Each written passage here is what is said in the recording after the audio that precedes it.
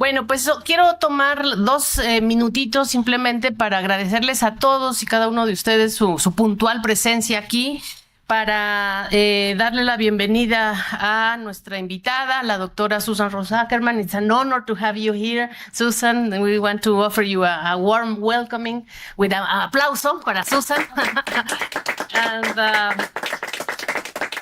we are very deeply honored of having you here. Quiero agradecer a nuestras autoridades del Instituto de Investigaciones Sociales la generosidad que han tenido para esta gran inauguración de la primera sesión de nuestro proyecto de rendición de cuentas y combate a la corrupción, y agradecerle a nuestra secretaria académica, la doctora Silvia Inclán, que nos va a hacer el honor de conducir esta primera sesión, de presentar a la doctora, de darle la bienvenida y evidentemente de conducir la discusión que generosamente tanto la doctora Guadalupe Correa, de que hoy está con nosotros, pues como miembro de la UNAM en su sabático en el CIALC, pero que viene de Estados Unidos, de la Universidad George Mason, y el doctor Maximiliano García Guzmán, también gran amigo, gran colega de la Facultad de Ciencias Políticas y Sociales, especialista en Derecho Administrativo y en todas estas cuestiones importantes de la administración pública. Nos van a dar sus reflexiones más profundas al respecto de la plática que nos va a compartir la doctora Susan. Entonces le agradezco muchísimo a la doctora Inclán y le dejo el micrófono para que conduzca esta sesión. Gracias, doctora. Gracias, Irma. Pues un gusto estar aquí con ustedes y un gusto estar de moderadora, porque así no me pierdo la plática y la visita de la doctora Susan Rose-Ackerman. Voy a hacer una breve presentación de la doctora y de los comentaristas con sus semblanzas. La doctora Susan Rose-Ackerman es una académica estadounidense especialista en el estudio de la corrupción desde la economía política y el derecho administrativo comparado. Es profesora emérita de la cátedra Henry R. Luce de jurisprudencia de la Facultad de Derecho de la Universidad de Yale y ha desarrollado una trayectoria académica centrada en el análisis de las fallas institucionales que permiten la corrupción en el diseño de políticas públicas para fortalecer la transparencia y el Estado de Derecho. Su obra más influyente es Corruption and Government Causes, Consequences and Reform, considerado un referente internacional en los estudios sobre la corrupción, donde analiza sus causas, efectos sobre la legitimidad gubernamental y las estrategias institucionales para combatirla. A lo largo de su carrera ha colaborado con organismos internacionales como el Banco Mundial y la ONU en el desarrollo de marcos y políticas anticorrupción para países en desarrollo. Su relación con México y con la Universidad Nacional ha sido significativa tanto en el plano intelectual como institucional, y sus planteamientos teóricos sobre temas como captura del Estado, la regulación del financiamiento de los partidos políticos y la integridad pública han influido en investigaciones desarrolladas en el Instituto de Investigaciones Jurídicas y aquí. Asimismo, ha participado en diversos foros académicos organizados por la UNAM y por instituciones gubernamentales mexicanas, donde ha compartido su experiencia en materia de transparencia, combate a la corrupción y fortalecimiento institucional. La va a comentar la para todos conocida doctora Irma Sandoval, pero vamos a presentar también, investigadora del Instituto de Investigaciones Sociales y coordinadora del Laboratorio de Documentación y Análisis de la Corrupción y Transparencia. Es doctora en Ciencia Política por la Universidad de California, maestra en Estudios Latinoamericanos por la UNAM y en Ciencia Política por la Universidad de California, y además es economista y socióloga. Es investigadora a nivel del SNI nivel 3 y ha sido reconocida con el primer lugar del premio Manuel Espinosa Iglesias por su investigación sobre la corrupción en el sistema financiero. Fue becaria Edmond J. Zafra de la Universidad de Harvard y titular de la cátedra Alfonso Reyes para México, Centroamérica y el Caribe de la Sorbona de París, y en el ámbito público se ha desempeñado como secretaria de la Función Pública entre 2018 y 2021 y fue diputada constituyente de la Ciudad de México de 16 a 17, donde integró la mesa directiva de la Comisión de Buen Gobierno, Combate a la Corrupción y Régimen de Responsabilidades de los Servicios Públicos. Voy a presentar también, va a comentar el trabajo de la doctora Rose-Ackerman, el doctor Maximiliano García Guzmán, que es doctor en Ciencias Políticas y Sociales con orientación en Administración Pública por la UNAM y se desempeña actualmente como profesor de tiempo completo en el Centro de Estudios en Administración Pública de la Facultad de Ciencias Políticas y Sociales, y ahí pues ha desarrollado una trayectoria importante en docencia, investigación y formación de estudiantes, y es miembro del SNI y ha participado también en diversos proyectos académicos de investigación relacionados con el estudio de las políticas públicas y el fortalecimiento institucional. Y en reconocimiento a su labor, en 2014 recibió la distinción Universidad Nacional para Jóvenes Académicos en el área de docencia en ciencias sociales, que es uno de los más altos reconocimientos que otorga la universidad a su personal académico. Y también va a comentar el trabajo de la doctora Rose-Ackerman, la doctora Guadalupe Correa Cabrera. Ella es profesora en la Universidad George Mason, ya nos decía Irma, especialista en estudios fronterizos, seguridad, migración, narcotráfico y relaciones México-Estados Unidos.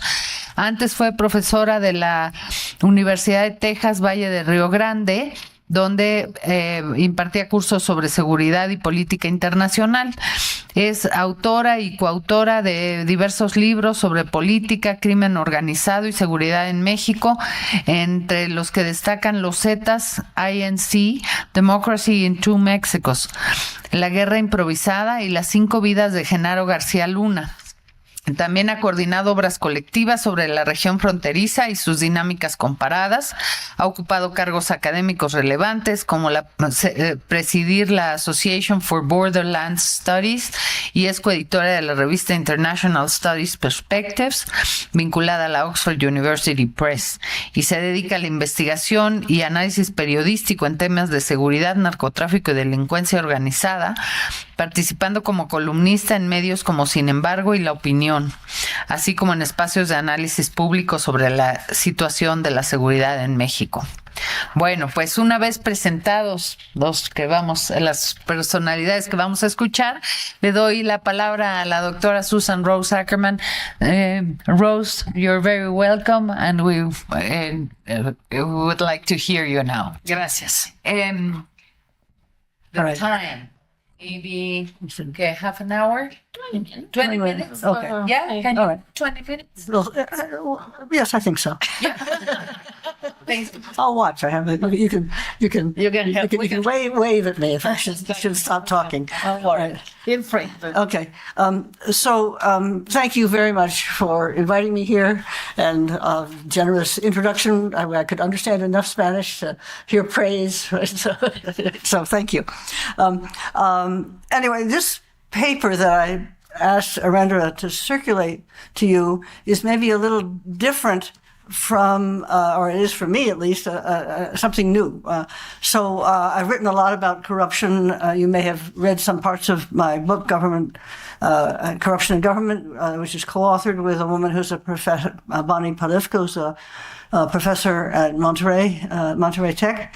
And it's a topic I've been interested in for a long time, ever since I was teaching a undergraduate course at Yale College on urban problems, and noticed that there was corruption in a bunch of government programs providing subsidies for housing, and began to think, a little economics would help you understand why that program had corruption in it and other ones might not have done it the way it was the way it was designed. We could talk about that later.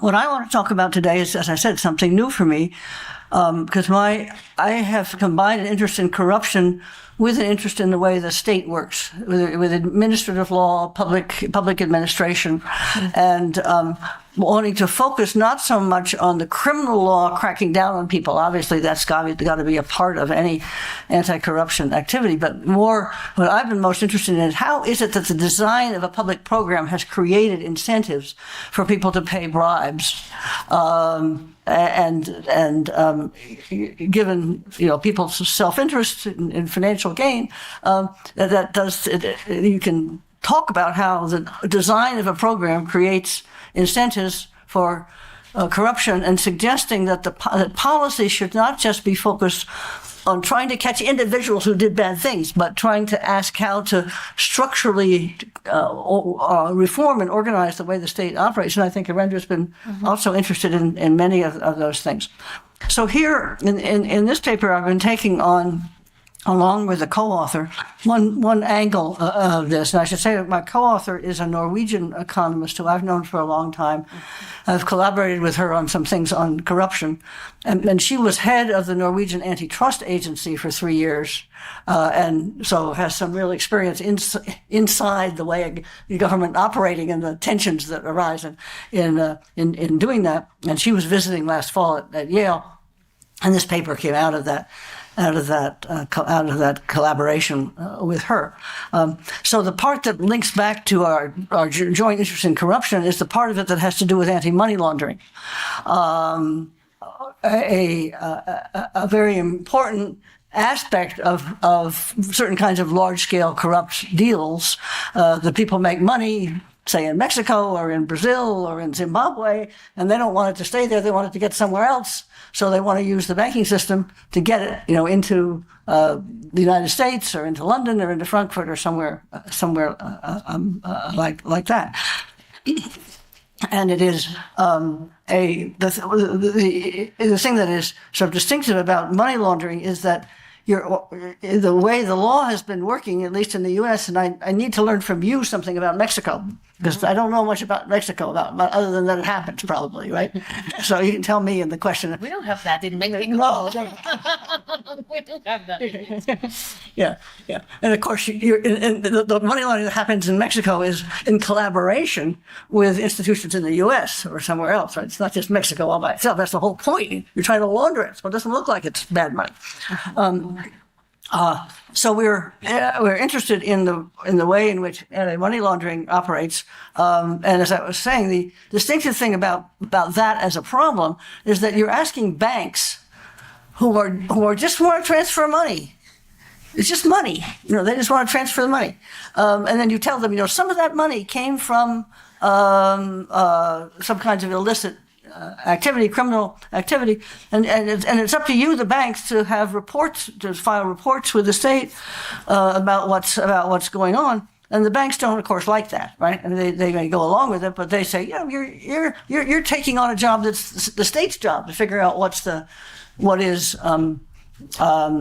problem, and we realize that we have all this compliance requirement forms that we have to fill out, things that we have to do.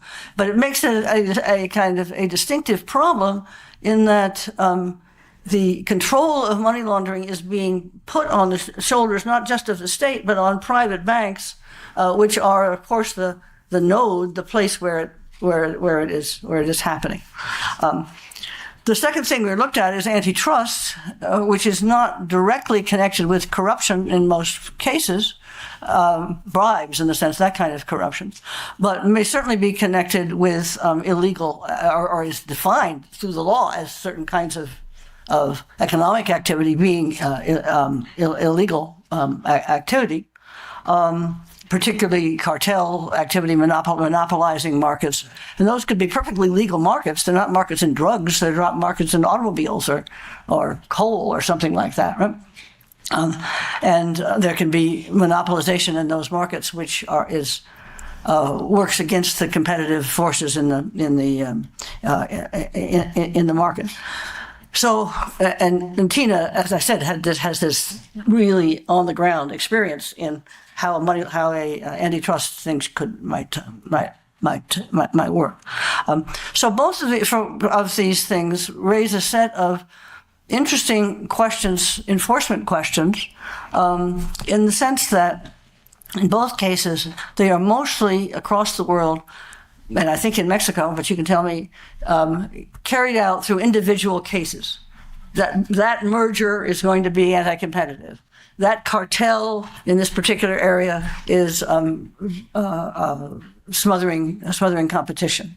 That bank is located in our country or outside of our country is a source. It has made it easy for people who have illicit funds to get them out of the country. So the enforcement has mostly been at the level of individual cases.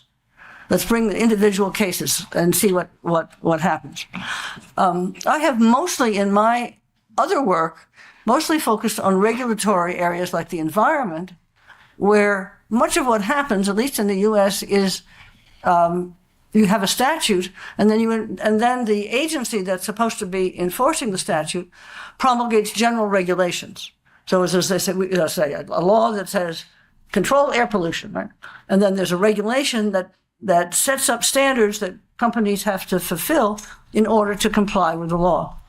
And so the process of promulgating that regulation is a very important part of the law.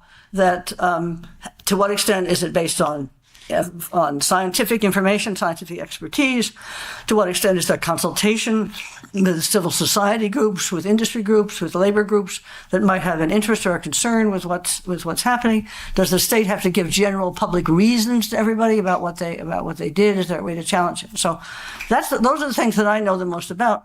But that's not these areas. Although, in fact, one of our arguments in the paper is that it would actually improve things, we think, if the agencies charged with antitrust or charged with anti-money laundering could think more generically about what they're doing and operate more through a general rulemaking process that was tied in some way to democratic accountability, to getting expert information, and then to explaining what the general rule is, and needing to justify it and give reasons. So let's think a little bit about the antitrust area for a bit.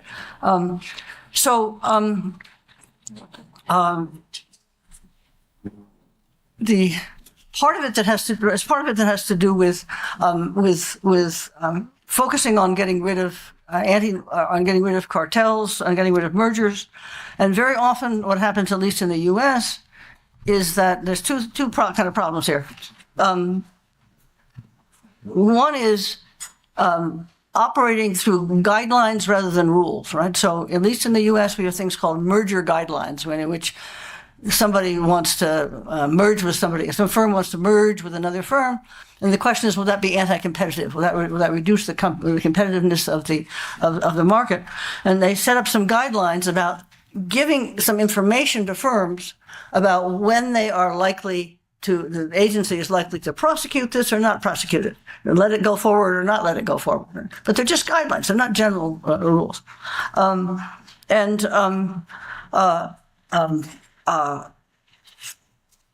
You could imagine those being converted not as guidelines, but as general background regulations that would ex ante tell, as a rule, as a legal thing, what's possible to do. Oops, all right, my papers are blowing away.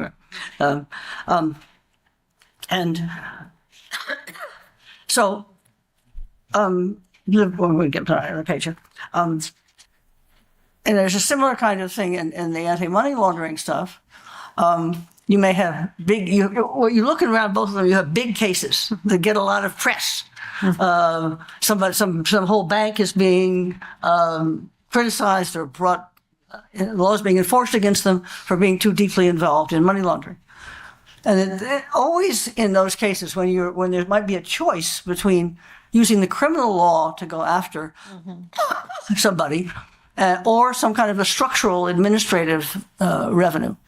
What's the advantage of the criminal law as opposed to something else? Sometimes you might not have a choice, but it's a real choice, because it sounds superficially, criminal law, that's great, that's tough. That's what shows being tough, criminal law. But of course the problem with the criminal law is the very reason that just because it's such a tough way to go after people, the people who are being accused of crimes have quite a lot of rights to push back, quite a lot of way to delay things, to to try to make their case, and that's right. If you're accused of a crime, you should have you as an individual should have an ability to push back. But it does mean that things get delayed, things don't happen, and if you're just doing everything by case adjudication, it may mean that the law enforcement authority is missing or not thinking about some broader structural questions about how the whole banking system is organized,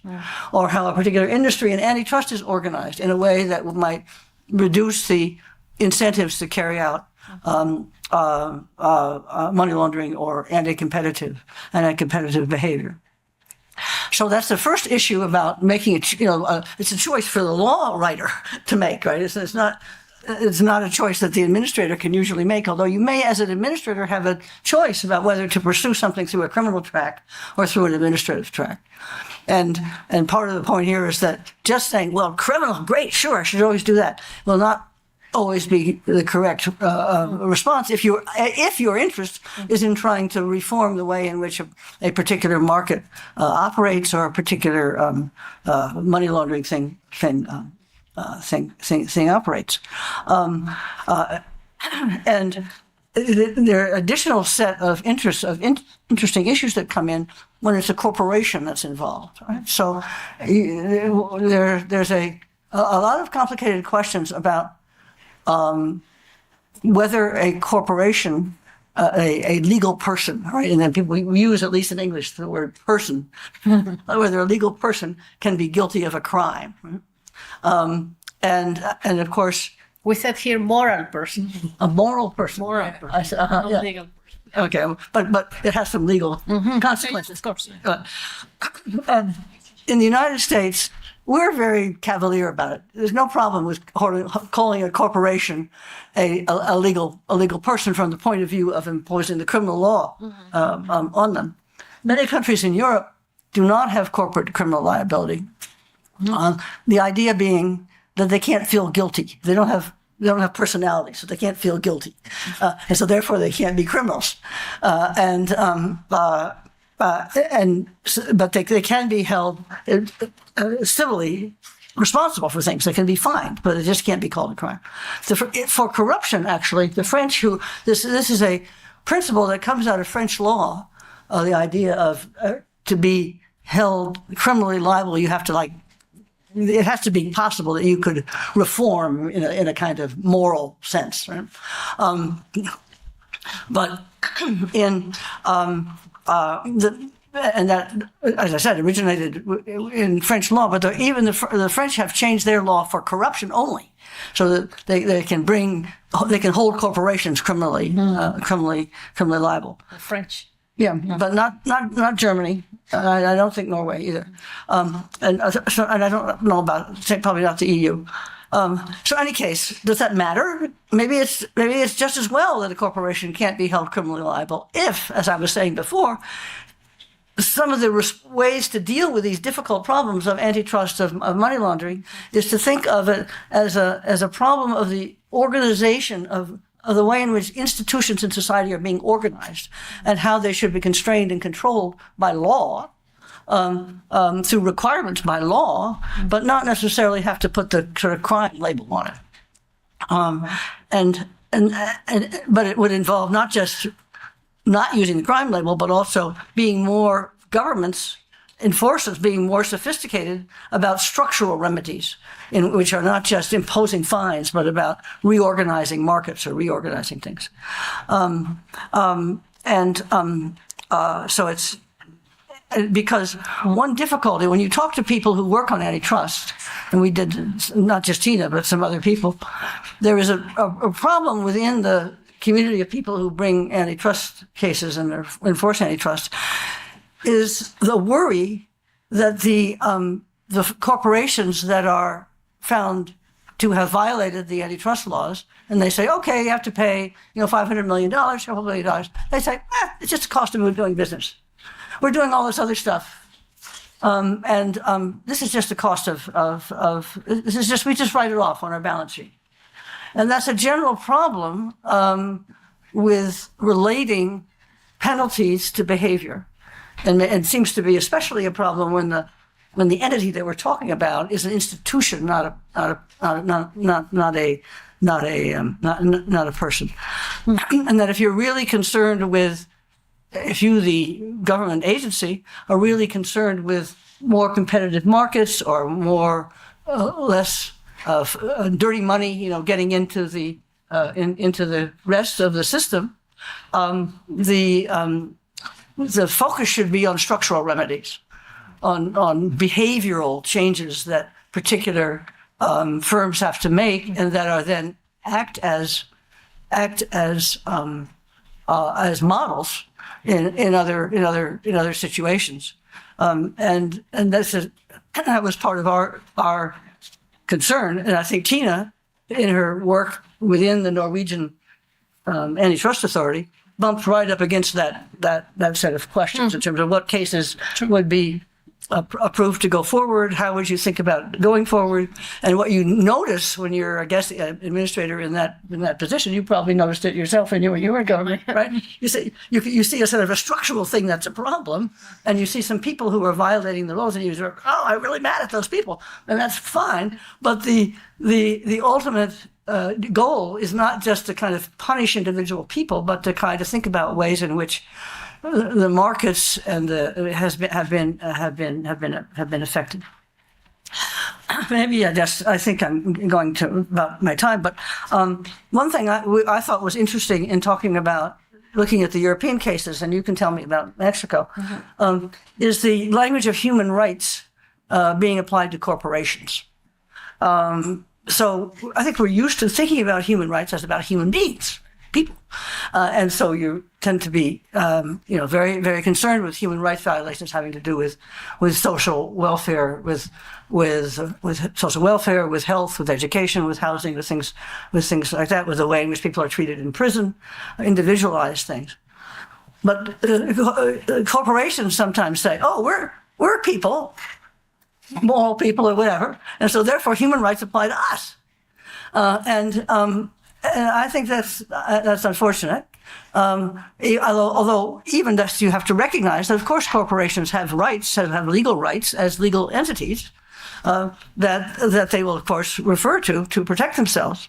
But invoking invoking the language of human rights seems to be not what's the right word to say? Not appropriate. That's the kind of vague way to say it. And it turns out that in the European case, if the fine is too big, that then gets interpreted as you need to be treated as if you were a moral person. Now, of course, there are people. Any of these institutions have people behind them, and you can go after some of those people. But it's once again pointing. I think my general point that I'm trying to make, and maybe I've just made it several times, is that the way to go, it would be better in both of these areas for more thinking to be about not getting the particular bad guys. That needs to be a part of it, obviously, but not just that, but about what is it in the underlying structural systems and the relationship between the state and society and the banks operate that leads to people doing these things, and that if we recognize that if there are chances for private gain, individuals and institutions are likely to take advantage of them, and so part of the enforcement process should not just be going. I don't mean to deny you need to go after the bad guys individually sometimes, but if you just concentrate on that, you're going to miss the fact that there's a reason why those bad guys have picked that particular market or that particular set of issues to go after, and not something else, and that needs to be a piece of the way in which public officials, governments think about it, and courts are not going to do that. Courts are not very good at making. Sometimes courts get asked, as they have in the United States, to design structural remedies for something. It's happened in some areas having to do with school systems, urban school systems, or institutions for people of severe development disabilities, and where the courts are ordering an institution to reform itself. Those have usually not worked out well because the courts do not have bureaucracies to do these things. Okay, 3 minutes is perfect. Courts do not have have the bureaucratic capacity to be the structural reformers themselves. They can oversee it and be background actors in this area. But if we're talking, because this is part of administrative law. You guys, I realize, are not lawyers, most of you. I'm not a lawyer either. But I kind of play like I am. Who's right? lawyer here? No lawyer, none. Except your son. Yeah, he didn't go to law school, right? Yeah, I didn't go to law school. I think you can learn law. Don't be scared of law, right? That's the basic point. The lawyers like to say they know it all, but they don't, right? But anyway, that's basically my message. Oh, thank you. Thank you so much, Silvia. Thank you. We are really deeply honored to host here such an outstanding research you've seen. I was telling my students how inspired by you my work is, and I am very, very thankful for your contributions here in El Instituto de Investigaciones Sociales, and particularly in our seminar. The idea, Susan, let me tell you this, is that most of us understood your message in English, but most of us will be speaking in Spanish, and you will have your personal translator. So feel free, siéntanse libres de participar, por favor, en español o en inglés, si ustedes quieren practicar y contribuir en inglés. Y mi contribución muy acotada será precisamente sobre la base de 3 asuntos que Susan nos pone. En particular, el tema de lo individual, la base del desarrollo individual de los casos sobre el desarrollo general de las soluciones. Una palabra que Susan nunca dijo, pero que está abajo de esto, one word you never mentioned, but in my word is very important, is impunity. For me, structural corruption is incredibly linked to impunity. ¿No? Siempre he dicho, ustedes lo saben, que la hermana siamesa de la corrupción estructural es la impunidad. Y que sin impunidad no habría tanta corrupción en México, y que precisamente la corrupción se vuelve estructural porque se alimenta de la impunidad. Hay una cuestión muy fuerte, y creo que lo que dice Susan de carry on individual basis versus aplicar una base más general tiene que ver con la impunidad. Y entonces ese es el primer punto que me gustaría que le tradujeras a Susan, Regina. Yeah, you got it? Perfect. She got what you said. Perfecto. Okay. Entonces, la aplicación de las reglas más generales versus la aplicación de las reglas caso por caso, ¿qué tanto se vincula la impunidad en México? La segunda cuestión que me gustaría retomar del caso de Susan es esto del criminal law sobre administrative law, o sea, el derecho penal sobre el derecho administrativo.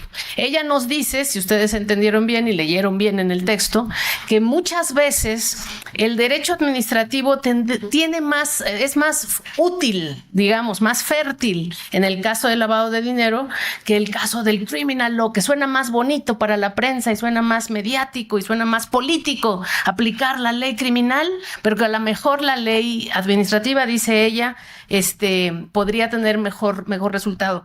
Yo lo quiero poner en el caso nuestro mexicano, que además ella está aprendiendo quiere aprender de nosotros, de nuestras reflexiones del caso nuestro mexicano al revés. O sea, y yo habiendo sido secretaria de la Función Pública, que es el nodo del derecho administrativo sancionador, es decir, del derecho del law track, ¿no? Ha habido más problemas para castigar y para acabar con la impunidad, precisamente porque lo empujamos en el administrative law y no aplicamos el criminal law. Entonces, quiero jugar también con eso. No sé si eso le puedes ayudar.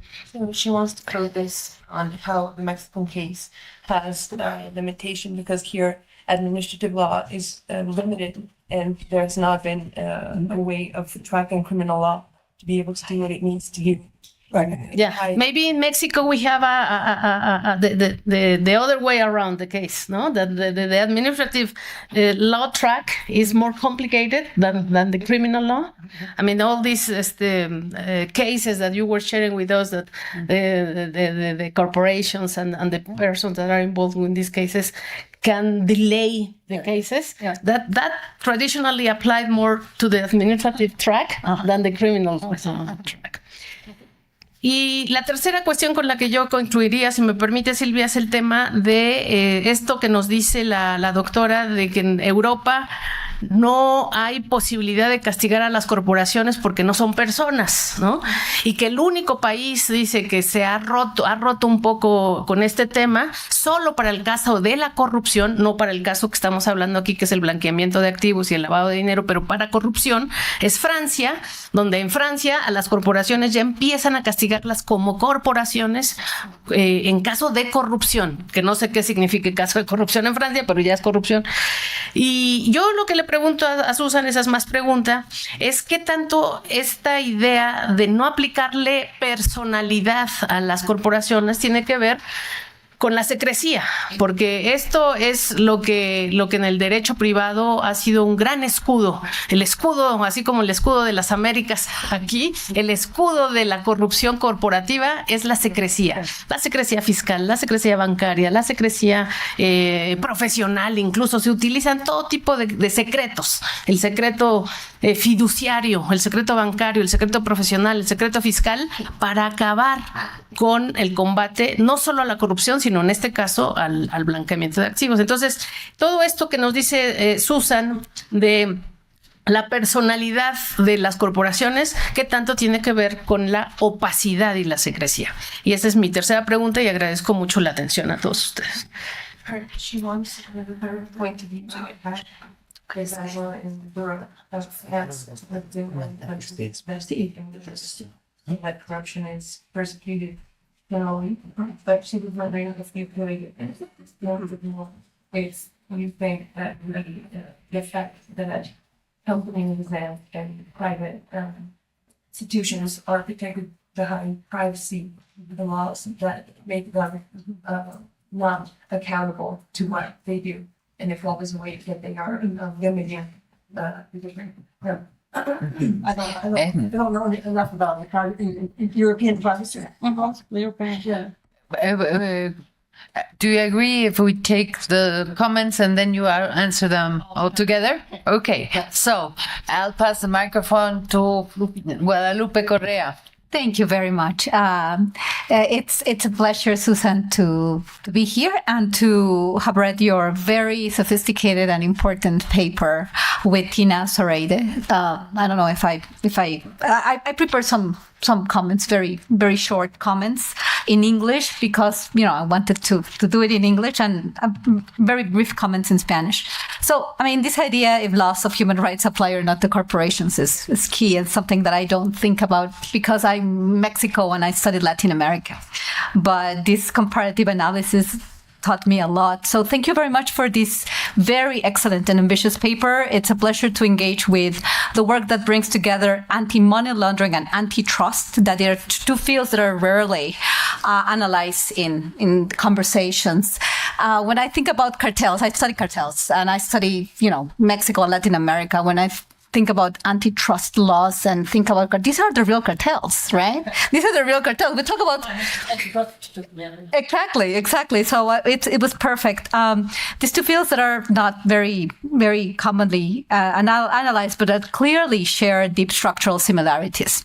So in my very brief remarks, I would like to highlight 3 points: the strength of the paper's core conceptual contribution. Second, a need, in my view, for greater precision in the comparison it advances, the question of Irma Eréndira. And third, how bringing in the case of Mexico helps to sharpen, probably, and in some ways complicate the argument, much complicate the argument. You're basically, comparing two sophisticated systems, and ours is much more complex. But I always come back to where I belong to. So I think that the paper's most compelling contribution is really the distinction between what the author calls the authors call the cop and the coach models of regulation. This is a powerful and intuitively appealing framework. The paper shows that anti-money laundering regimes tend to operate as supervisory system-oriented frameworks, you know all that, but that emphasize monitoring, compliance, and ongoing interaction with firms. That's something I don't think about. Like really in Mexico, we don't think that about the antitrust. Well, I mean, comparing the two, and antitrust enforcement remain largely investigation-driven and sanction-focused, relying on ex-post adjudication and high penalties as a means of deterrence.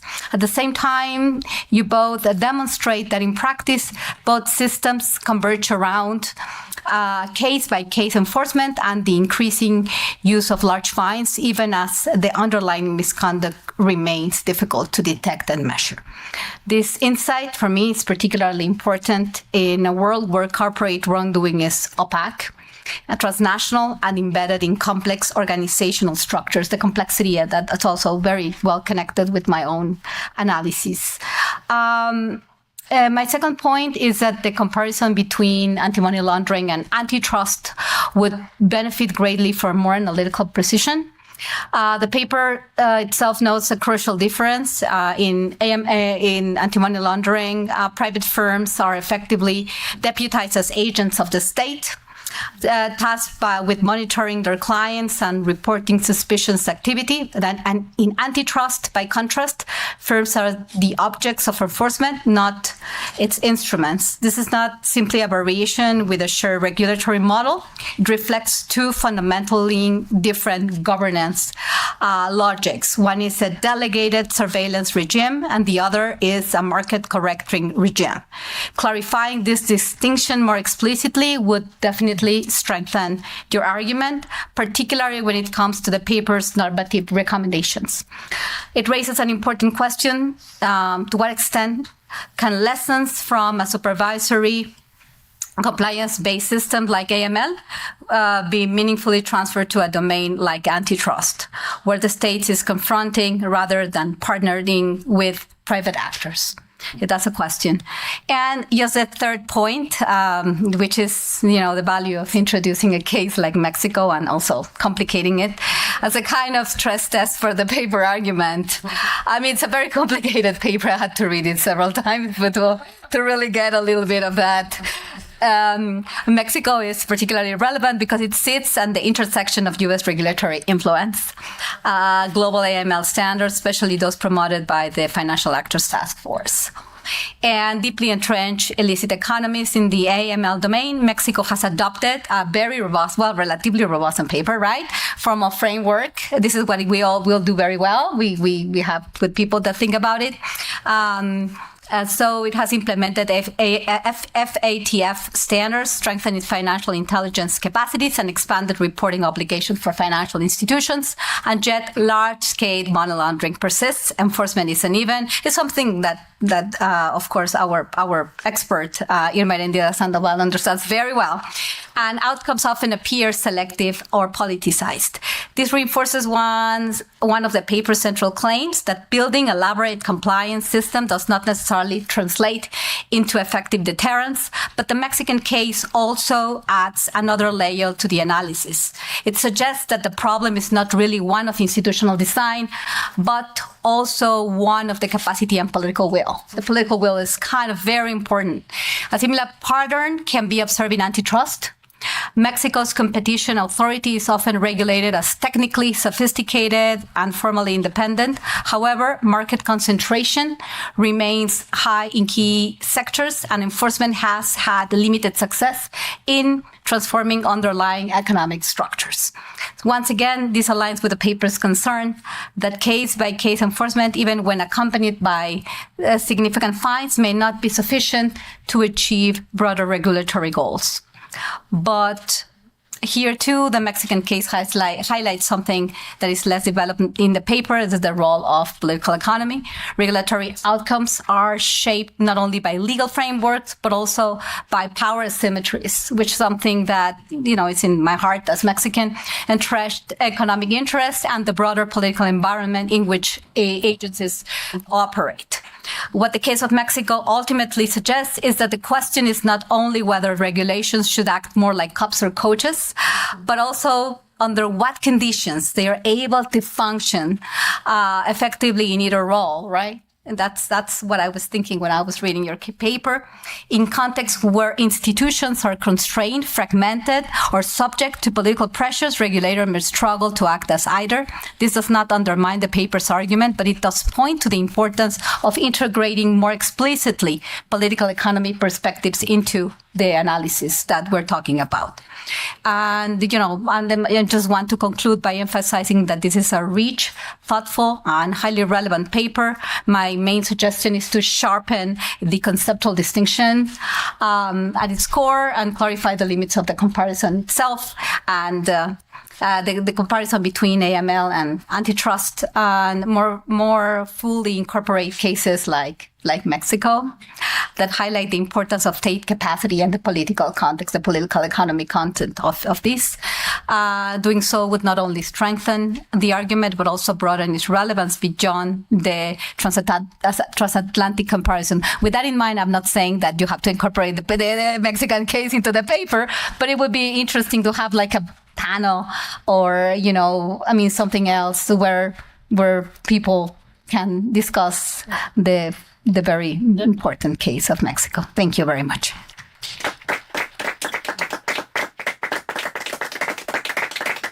Thank you very much, Guadalupe. Max, your turn, please. Ready? Bueno, pues muy buenas tardes a todas y a todos. Es para mí un gran honor participar en esta mesa en donde estamos escuchando principalmente a la doctora Susan Rose-Ackerman. I'm a huge fan. Sin duda, para aquellos que nos dedicamos un poco al tema de la transparencia y la rendición de cuentas, la literatura que la doctora Susan ha producido es fundamental para entender el fenómeno, y en ese sentido pues agradezco mucho la invitación y también la oportunidad de estar con colegas tan destacadas que han también hecho contribuciones muy importantes a lo que se discute hoy, que tiene que ver precisamente sí con elementos de la política económica, pero también, como lo señala el propio título del seminario, con prácticas de corrupción, de rendición de cuentas, de impunidad, y todo eso se cruza justamente en el paper que pudimos revisar para esta sesión. Yo igual voy a procurar ser muy breve con mi comentario. Creo que es más bien importante escuchar las respuestas o las ideas de la doctora Susan, y yo voy a orientar un poco mi participación respecto a los temas que conozco, que tienen que ver precisamente con la administración pública, en específico, pues la importancia del diseño institucional para que puedan generarse mejores condiciones de vida para la población. Uno podría pensar que el tema del lavado de dinero, pues a veces nos resulta ajeno porque pensamos en estas grandes empresas que mueven capitales a nivel internacional y pensamos que nuestro bolsillo como ciudadanos no tienen implicaciones mayores, y me parece que sí lo es, y el paper nos muestra con mucha claridad justo cómo estas dinámicas se relacionan con elementos que tienen que ver con la democracia, incluso con el mercado en el sentido público, y también con las propias instituciones de gobierno. Y a mí en particular me llama mucho la atención cómo la doctora Susan introduce precisamente el tema del lavado de dinero a partir de una visión mucho más novedosa, es decir, no solamente quedarnos con esta idea, como ya mencionaba, del flujo de capitales que se generan de manera ilícita, sino cómo en un ambiente que se ha vuelto más complejo a partir de los fenómenos de la globalización y también del uso de la tecnología, pues suelen ser actividades que ya no se detectan con tanta facilidad, y eso supone un reto muy importante para las instituciones públicas. ¿De qué manera podemos controlar y atender este fenómeno del lavado de dinero sin afectar pues la lógica del mercado, que requiere pues cierta libertad para poder generar principalmente dos cuestiones que lo articulan en términos institucionales? Por un lado, el reducir los costos de transacción, y por otro, el asignar, como lo dice la literatura clásica, asignar de manera eficiente los bienes y servicios, ¿no? Entonces estamos, me parece que en una reflexión muy interesante que en el diseño institucional es muy importante y que tiene que ver con la identificación de los valores que vamos a promover. ¿Qué nos va a interesar más en la regulación? ¿El castigar la actividad que consideramos ilícita o el no afectar, como señala el propio título de la conferencia y del paper, el no afectar la libertad del mercado para que esto pueda desarrollarse de manera eficiente? Y además, la doctora Susan me parece que pone énfasis en un punto que, salvo la mejor opinión de los expertos aquí en México, no solemos discutir tanto, y que tiene que ver con la conexión entre diferentes ramas del derecho. Ella nos pone dos en la mesa, que es el derecho penal y por otro lado el derecho administrativo, y la gran pregunta que ella hace es cómo los combinamos, de qué manera articulamos una política mucho más eficiente para combatir este fenómeno, poniendo énfasis en lo que puede decirnos el derecho penal en términos de castigo, de sanción, de definición de tipos penales, y por otra los mecanismos administrativos que nos pueden ayudar a regular de mejor manera a ciertos actores que, no hay que desconocer, tienen un poder económico muy importante y que en esa medida pues es difícil controlarlos. Aquí hay un concepto que me vino, digamos, a la mente sin que esté desde luego en el texto y que ni siquiera sé si es correcto decirlo así, pero me parece que esta idea que ella plantea sobre una especie de discrecionalidad positiva, es decir, que sea la autoridad quien decida bajo ciertos criterios si se elige el canal penal o se elige el canal administrativo, y eso me parece importante porque eso nos vuelve a colocar en el centro de la discusión la importancia que tiene la autoridad pública como un actor que decide, pero que decide a partir de ciertos criterios que no necesariamente van a estar estandarizados en la norma. Y eso pues es un elemento fundamental para esta discusión sobre diseño institucional que me parece está apoyando el argumento de la lectura. Yo iría cerrando esta inquietud en términos de qué tipo de elementos tendríamos que considerar en el planteamiento de un diseño institucional que nos pueda ayudar a atender este fenómeno, que en este caso sí, insisto, está centrado en la idea del lavado de dinero, pero que me parece que puede ser replicable a otras decisiones de gobierno, y que tiene que ver con la importancia que tiene el funcionamiento de las instituciones en la atención de este tipo de cuestiones que pueden generar distorsiones en el mercado. E inicio, digamos, como este panorama del diseño institucional con un elemento que me parece clave, que es la confianza. Sobre todo en el caso del mercado, de la regulación de las actividades económicas, un elemento sustantivo que debe reflejar la autoridad en su actividad es la idea de confianza, pero esta no se genera sola, sino que se requieren un conjunto de insumos para que esta pueda surgir, y que van de la mano de otros elementos que se han puesto aquí en la mesa, que tiene que ver, por ejemplo, con la certeza, con la integridad, incluso ya no solamente en el sector público, sino también en el sector privado. Y como ya lo decía muy bien la doctora Irma, si esto no está arropado de una clara política de no impunidad, pues de poco nos servirían instituciones que nos permitan funcionar en este sentido.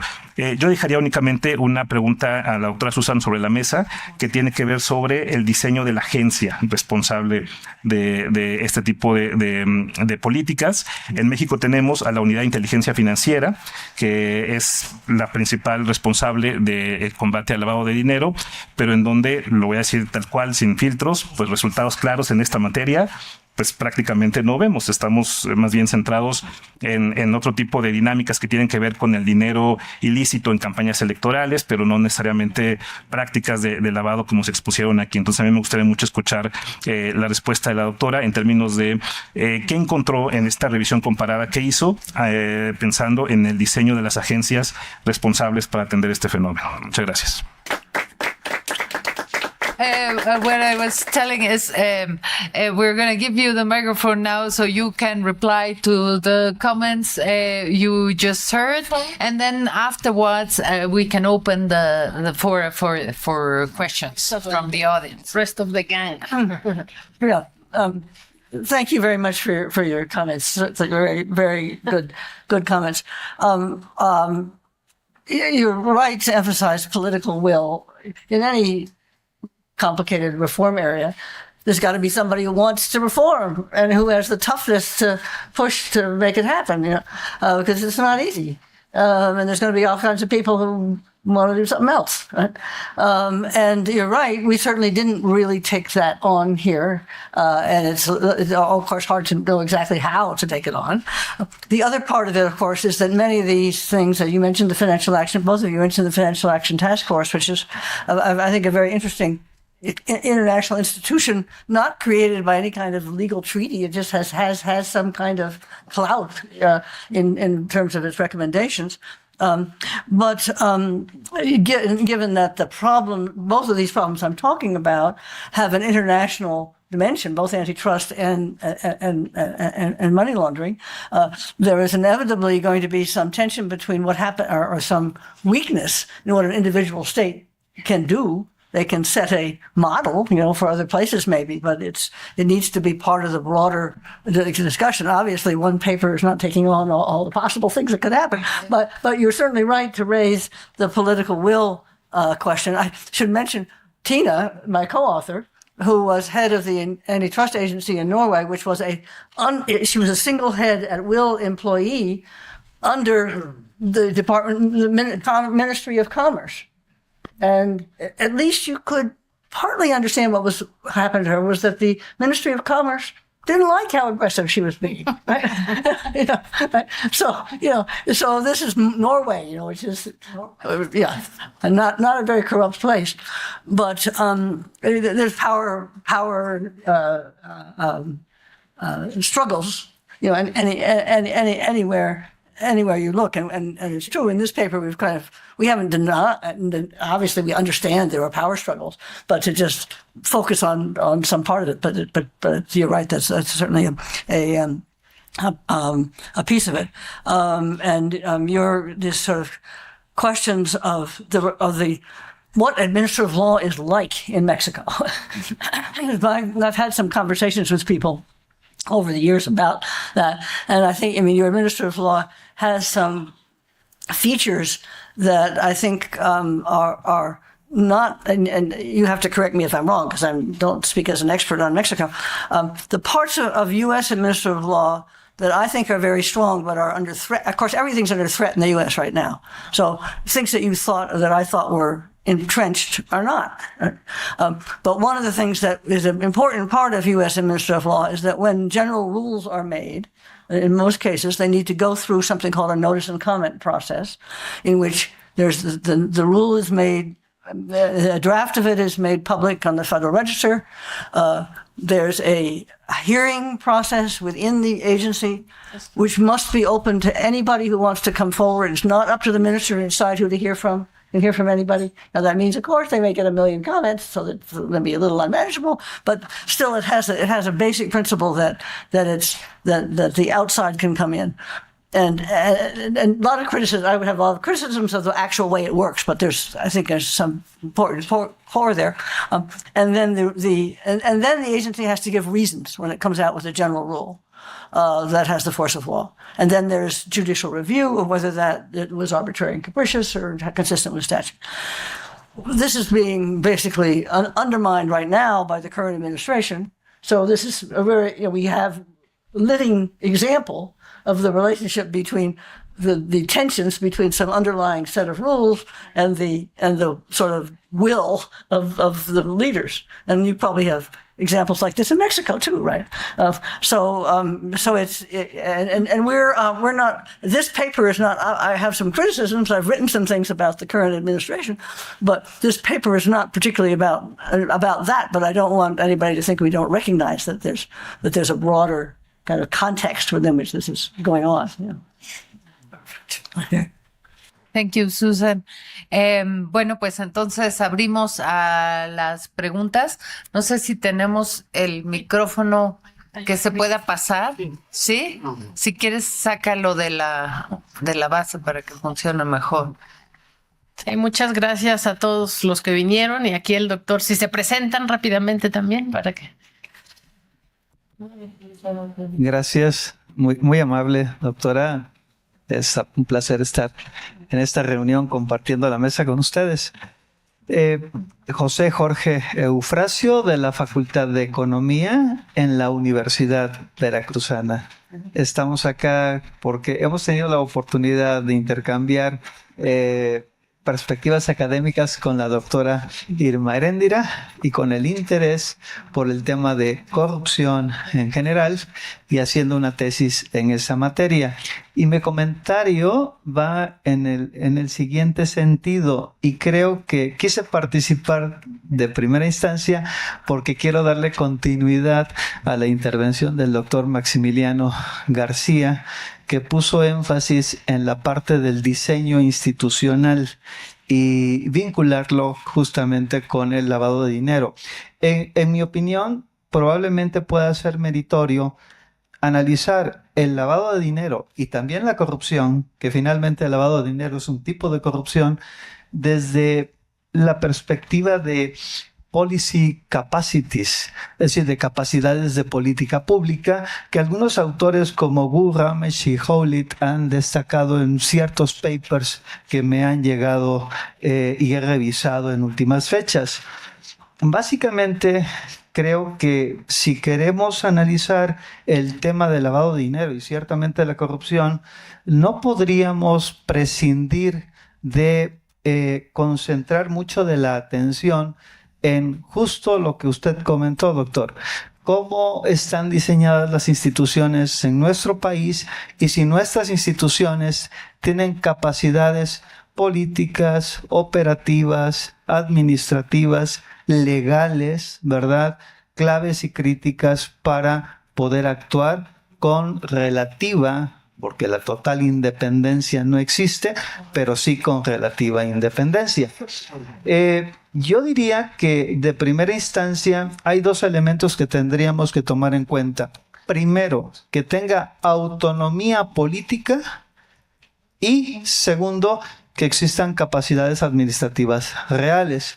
¿A qué tipo de capacidades administrativas reales me estoy refiriendo? Pues, por ejemplo, un servicio civil de carrera, gente preparada que pueda hacer análisis, hacer evaluación de riesgos, identificar fortalezas y debilidades, tener un presupuesto asegurado, continuidad en él, etcétera, etcétera. Pero ciertamente que el titular de la institución tenga esa independencia mínima que le permita guardar cierta distancia respecto de los poderes reales. ¿Cuáles?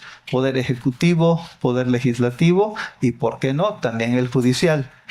E incluso alguien diría ahí, desde el punto de vista de la teoría económica o de capture theory, tener también cierta independencia de los poderes fácticos, ¿no?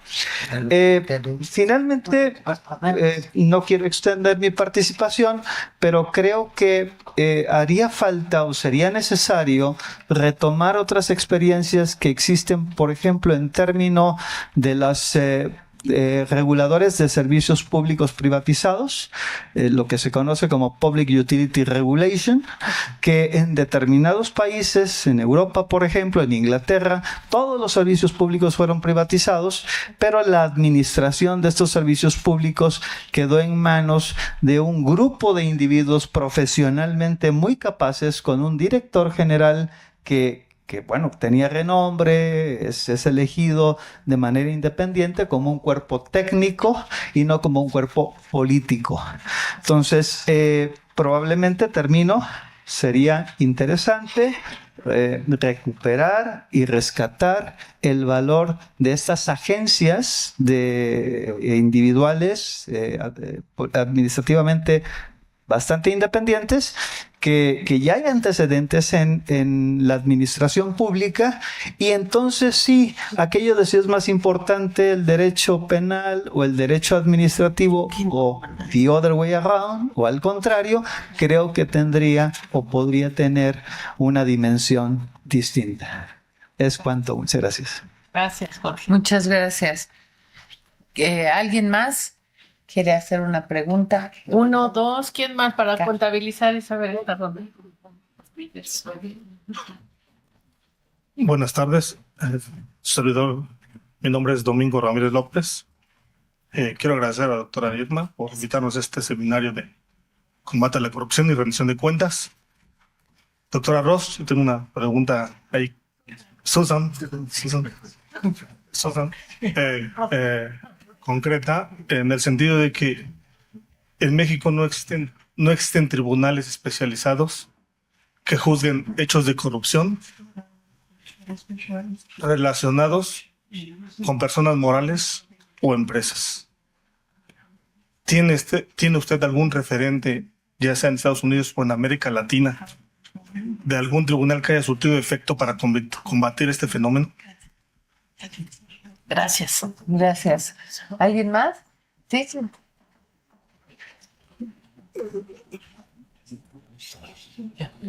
Buenas tardes. Quiero agradecer a la doctora Eréndira Sandoval por su invitación. Mi nombre es Veranda Ramírez, vengo de Chiapas, de la Universidad Autónoma de Chiapas. Es un gusto y un placer estar aquí escuchando a la doctora Susan. Y mi pregunta sería, en la investigación que actualmente estoy realizando en temas de rendición de cuentas municipales en Chiapas, ¿cuál sería su recomendación, doctora, en cuanto a qué elementos consideraría básicos para un sistema municipal como el que tenemos en Chiapas, que carece o necesita más elementos para tener confianza en las instituciones municipales que adolecemos actualmente? Muchas gracias. Gracias, doctora. Ok, tomamos uno más, ¿no? Y luego Okay. Hola, ¿qué tal? Yo soy Yale Quiroz, estudiante de la maestría con la doctora Irma Eréndira. Muchas gracias, doctora Susan, por su ponencia. Mi pregunta sería, ¿qué contrapropuesta existe desde el mundo privado justamente a combatir el lavado de dinero? ¿Y qué tensiones ha suscitado sus ideas acerca de cómo combatirlo en Estados Unidos? Es decir, ¿qué otros caminos son como más convencionales o que rivalizan con sus ideas? Y si hay algún otro país que le haya llamado la atención y que le gustaría a lo mejor incorporarlo en sus escritos a futuro, más allá de esta comparación noratlántica, ¿no? De Estados Unidos y de Europa. Gracias. Gracias. Okay, so can we give you the microphone back, yeah, to answer the question? All right.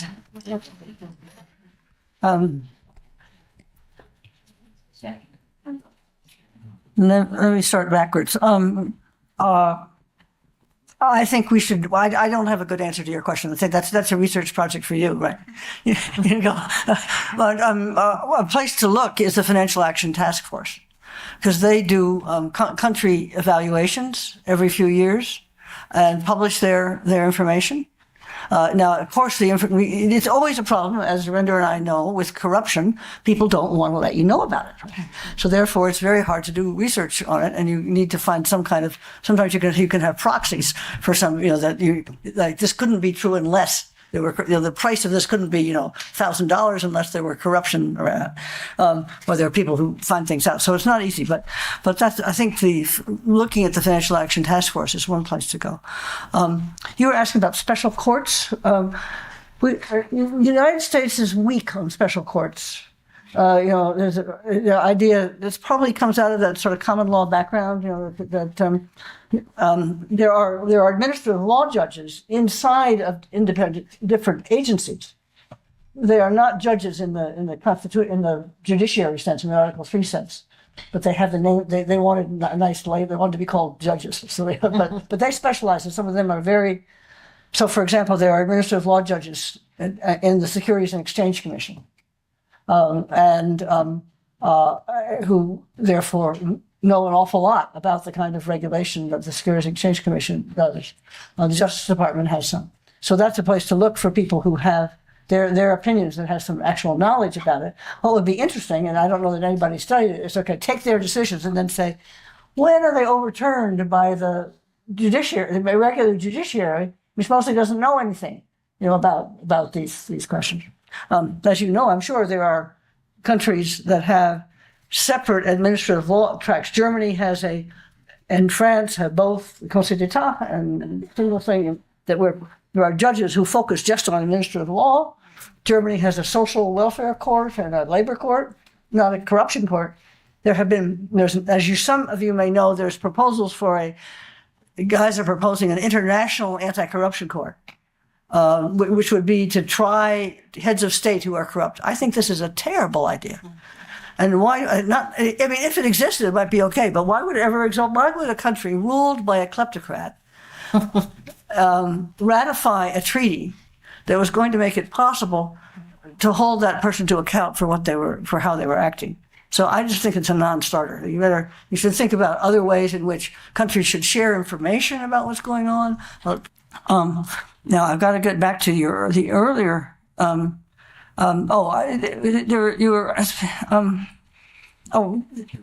was this? It was you. Somebody was making a point about political actions and professional expertise. Yeah, that was you, right? Okay. Too many people asking questions. Exactly right set of things to be concerned about. De facto independent agencies going way back to close to the independent in the sense that their decisions couldn't be overturned by somebody someplace else in the administration. And the argument was exactly that these people had expertise and a ability, at least in hope, that they could be therefore an odd number of people appointed from different parties, approved by the Senate.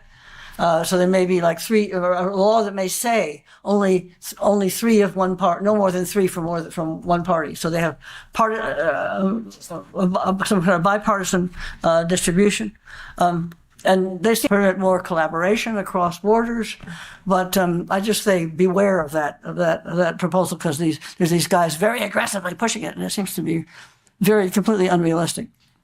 If you're following anything that's going on in the U.S. right now, there are two cases at the Supreme Court. One particularly on the Federal Reserve, and the other more generally about whether it's constitutional for us to have independent agencies. Which we've had, clearly since the end of the 19th century, and some people say even before that they were independently use that expertise to make decisions about the regulation of, say, the railroads or telecommunications, other kinds of things. Another aspect of those is that they have, most of them seem to have worked pretty well. They're not criticism, they're not great, but they seem to do pretty well in combining a respect for expertise with the idea that these are decisions which at least need to be justified in various bipartisan terms. It's an odd solution, right? We're trying to get something bipartisan appointments in the first place. But the idea is they've got to somehow work together to come out with, and that's at risk right now in the U.S., which I think would be extremely unfortunate. And they exist other places too, and that's certainly one model or one way of dealing with some of the things you're talking about. I think that's perfect. I'm sure I missed somebody, but that's all right. Well, thank you very much, Dr. Rose-Ackerman. It was a pleasure having you here, and I think the audience has many more questions, but I hope they can keep on channeling them through Irma and through reading your work and working on it. It's been Send me a question in Spanish. I'm just fine. I have not just my son and daughter-in-law, but I have friends and other friends that who students. I've supervised a lot of students from Mexico and other places in Latin America, so I can easily find out what you actually said. Yeah, well, thank you for that compromise too, and it was a great pleasure to have you here today. Thank you very much, and muchas gracias a todos.